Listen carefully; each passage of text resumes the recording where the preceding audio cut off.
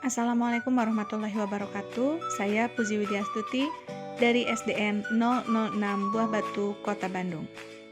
Dalam video ini akan disampaikan intisari pemikiran Ki Hajar Dewantara tentang pendidikan dan bagaimana kita memandang diri kita sebagai pembelajar dan pemelajar jika dikaitkan dengan pemikiran Ki Hajar Dewantara. Apa perbedaan pengajaran dan pendidikan? Pengajaran adalah suatu cara menyampaikan ilmu atau manfaat bagi kehidupan anak-anak secara lahir maupun batin. Sementara pendidikan adalah tempat menaburkan benih-benih kebudayaan yang hidup dalam masyarakat sekaligus sebagai instrumen tumbuhnya unsur peradaban agar kebudayaan yang kita wariskan kepada anak cucu kita di masa depan tetap ada. Lalu, apa pendidikan menurut Ki Hajar Dewantara? Pendidikan adalah upaya untuk memajukan bertumbuhnya pendidikan budi pekerti, kekuatan batin dan karakter, pikiran, serta tubuh anak. Budi pekerti atau yang disebut watak diartikan sebagai bulatnya jiwa manusia yang merupakan hasil dari bersatunya gerak pikiran, perasaan, dan kehendak atau kemauan sehingga menimbulkan suatu tenaga. Budi pekerti juga dapat dimaknai sebagai perpaduan antara cipta, rasa, dan karsa. Melalui proses pendidikan, kecerdasan budi pekerti murid akan bertumbuh dan berkembang sehingga mampu mengendalikan tabiat asli dan watak biologis akan semakin tersamar dan menebalkan watak-watak baik murid yang akan mewujudkan kepribadian dan berbudi pekerti baik. Ki Hajar Dewantara mendefinisikan pendidikan sebagai tuntunan, maka mendidik adalah menuntun segala kodrat yang ada pada murid. Ki Hajar Dewantara mengatakan bahwa segala perubahan yang terjadi pada murid dihubungkan dengan kodrat keadaan baik alam maupun zaman. Kodrat alam adalah dasar pendidikan murid yang berkaitan dengan sifat dan bentuk lingkungan di mana mereka berada.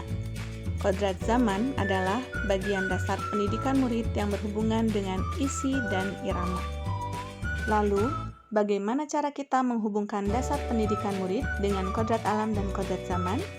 Hal ini yang dapat dilakukan. Hadirkan pembelajaran kontekstual yang dekat dengan kehidupan lingkungan peserta didik, dan hadirkan pembelajaran sesuai kebutuhan peserta didik dalam mengikuti perkembangan zaman. Menurut Ki Hajar Dewantara, pendidik itu hanya menuntun tumbuh atau hidupnya kekuatan kodrat yang ada pada anak-anak agar dapat memperbaiki lakunya, bukan dasarnya, hidup dan tumbuhnya kekuatan kodrat anak. Lalu, bagaimana cara kita sebagai guru agar dapat menuntun siswa-siswi kita mendapatkan, menumbuhkan kodratnya sebagai individu yang merdeka? Ki Hajar Dewantara telah memperkenalkan sistem Among, momong, among, dan ngemong. Momong berarti merawat, penuh dengan ketulusan dan penuh kasih sayang, serta mentransformasikan kebiasaan-kebiasaan baik disertai dengan doa dan harapan. Among yaitu memberikan contoh tentang baik dan buruk tanpa harus mengambil hak murid agar bisa tumbuh dan berkembang dalam suasana batin yang merdeka sesuai dengan dasarnya. Ngemong adalah proses untuk mengamati, merawat, dan menjaga agar murid mampu mengembangkan diri bertanggung jawab dan disiplin berdasarkan nilai-nilai tradisi yang sesuai dengan kodratnya. Sistem Among memiliki slogan Ingarso Sungtolodo, Ing Madyo Mangunkarso, Tutwuri Handayani. Lalu, apa peran kita sebagai pendidik menurut Ki Hajar Dewantara? Marilah kita menjadi guru yang dapat hadir sebagai fasilitator yang menuntun kodrat peserta didik agar dapat tumbuh dan berkembang menjadi manusia yang merdeka.